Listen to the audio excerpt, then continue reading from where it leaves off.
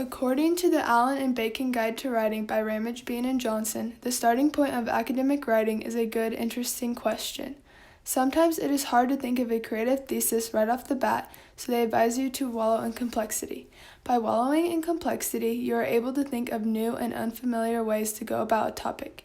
Many questions that stimulate writing, most valued in college, are open-ended. By having questions that do not have an obvious single correct answer, the writer must look at each possible solution. This may be by examining several different points of view to figure out what a good thesis will be. There are many ways to help you wallow in complexity. Free writing is recording everything your mind is thinking about for that subject. You spend around 10 to 15 minutes thinking of as many ideas as possible. Free writing may not be organized, but in the end you will have many different points of view, solutions, and maybe even more questions about the subject. Idea mapping is another way to help yourself wallow in complexity. You draw a web on a page and write down your broad topic in the middle. On each line coming out of the web, you write down your different ideas and solutions.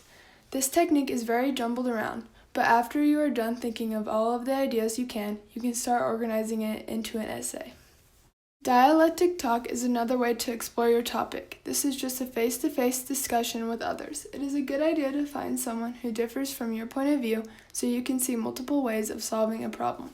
You must be a careful listener if you choose to wallow in complexity by using dialectic talk, because it is the hardest one to keep track of all of your ideas unless you record it. The last way to wallow in complexity that the book mentions is playing the believing and doubting game.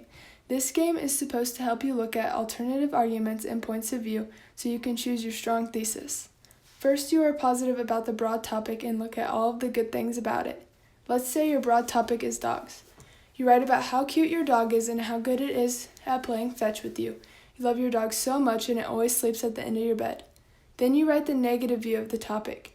This could include stories about how your dog always bites new people, it always runs out of the front door when you're trying to leave, and when your dog sleeps on your bed, it takes up too much room.